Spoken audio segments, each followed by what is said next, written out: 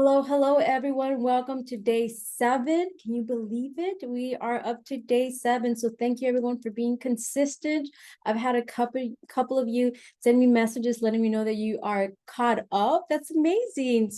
But I do want to say, hey, take your time. The most important thing is to do the daily devotional, the daily reading, and then yes, definitely catch up. So thank you. All right, so let's get on. We're reading over chapter 7. The title is Another Warning About Immoral Women or Immoral Men. But I wanted to just pause real quick to share some thoughts. These were just thoughts, these were just theories, but we see here a trend already that King Solomon is just repeating about sexual morality and about adultery, infidelity. It is a big theme here, and we're sort of like, okay, we get it, like move on, right? And I feel like one of the reasons he harps on it because it devastated his family. Adultery devastated his family due to the sin of his father. And I just have an idea that of course King Solomon knows that this is what happened with his dad. I mean, it was controversial. The king, commits adultery with his beautiful married woman, kills a husband. So everybody knows about this, caused so much devastation. So this is something that King Solomon sort of has to live with. Yeah, I know my dad's awesome, but I know he also did this. And being that King David most of the time was extremely transparent, he repented, he was extremely sorrowful. He lost his first baby with Bathsheba because of the situation. And there was so much devastation in his family because of this sin. He had a son abused one of his daughters. He had another son that took vengeance and killed his brother, almost lost his kingdom. All sorts of things happened due to adultery. So I think that David would have harped on King Solomon and say, like, don't commit the same sins that I have. Whatever you do, stay away from these situations. And I'm pretty sure that you as a parent has said this to your children, or you've heard it from your parents pleading you like don't make the same mistake I've done. That's why I did this and I gave you more resources and all sorts of stuff so you can have a better life. So I think that may be why we see this theme over again. It's an important theme. We've seen, what the results of adultery does. It devastates family and everybody involved. But I feel that's one other reason why King Solomon harps on it. Now, the other thing is overall the temptation of immorality. So you may be in a place where like, hey, sexual morality is not an issue with me. And so then I think how we can take this is overall temptation. What are you battling with? And it can be as simple as like, hey, maybe in your diet, maybe you shouldn't be eating sweets, and now you get tempted with sweets. That's your weakness. So talking about temptation, here there's a little example of how temptation works. And so I'm going to point those out to you, but let's get started. My son, follow my advice. Follow my advice, my son. Always treasure my commandments. Obey my commands and live. Guard my instructions as you guard your own eyes.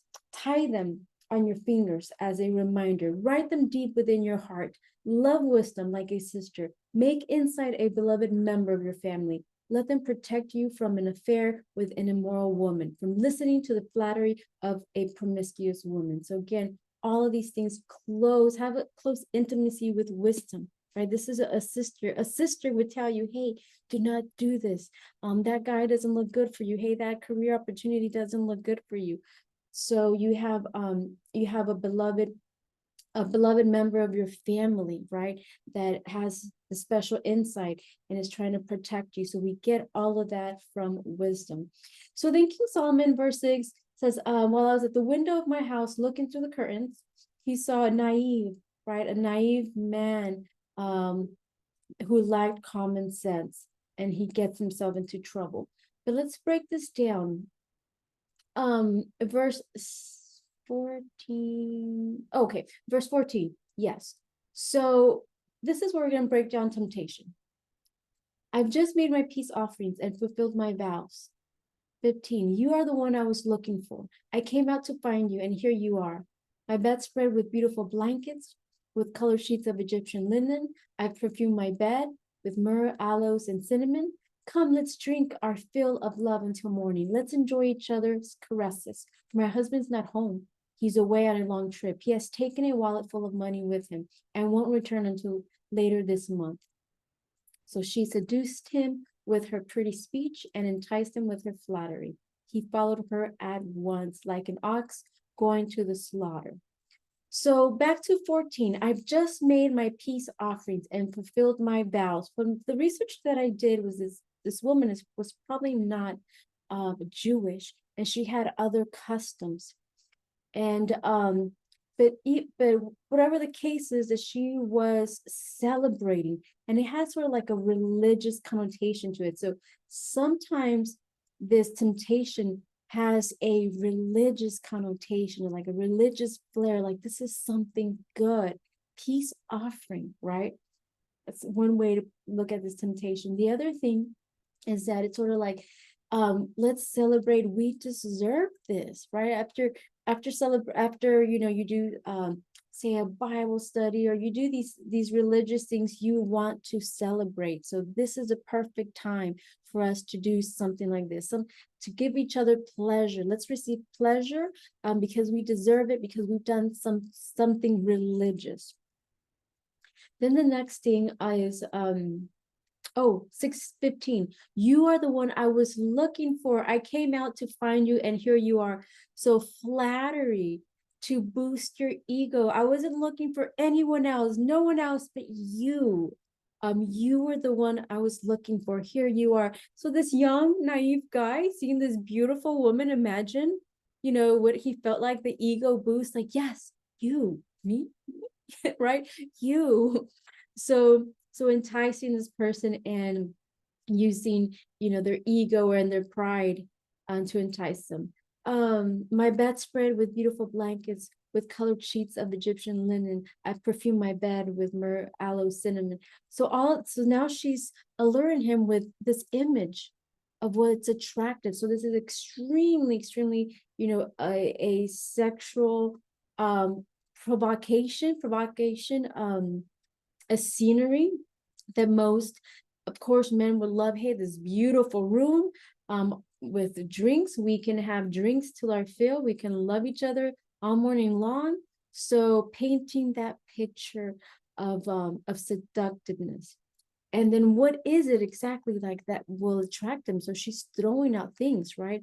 Hey, maybe the alcohol, maybe, you like, for things to smell really nice, the perfume, the sweetness, whatever it is. What is it that is gonna make you fall? And then the last one is false reassurance. So she says, for my husband's not home. He's away on a long trip. He's taken his wallet full of money with him and won't return until later this month. So we won't get caught. There's going to be no repercussions. No one's going to know. It's night. It's, I think we read that it was somewhere here that it was twilight in the evening as deep darkness fell. So evilness loves to be in the darkness, right? And so it's a false reassurance that no matter what, nothing's going to happen. But then we see exactly what happens, right? She caught him in a trap. He's an ox going to a slaughter, like a bird flying into a snare. That is it for his life. It goes on to say that she has ruined many men. They are her victims. Her house is a road to the grave. Her bedroom is a den of death. So he dies. Don't let your heart stray away toward her. Don't wander down her wayward path, for she has ruined many. So there we see how temptation works. And like I mentioned, it doesn't have to be, this situation. It could be that hamburger, right? That hamburger that you're not supposed to eat, that the doctor said, hey, you can't be eating so much sodium, so much carbs, but you see it and it's so tasty. And guess what? no one's around, no one's gonna know that I had this hamburger, and there's fries, and there's, soda, and you eat it, and then what happens? I mean, meanwhile you're eating it, it's delicious, you're licking your fingers, and then what happens afterwards? You're like, oh my God, I'm bloated. I had too much salt, so now I have a headache. Oh, the oils were bad, so now I got to run to the restroom, and then it can ruin your day. But for some of us, health is ruining our lives and causing us to be in situations where we're near death. So let's take this temptation example and use it on anything that is keeping us weak, that is causing us to be near death situations, and taking us to that path of death and destruction, and anything that steals our peace, anything that steals our health and our wellness. All right, so that is it for chapter 7. So yeah, 7 days down. All right, so enjoy your day. God bless you, and see you in the next video.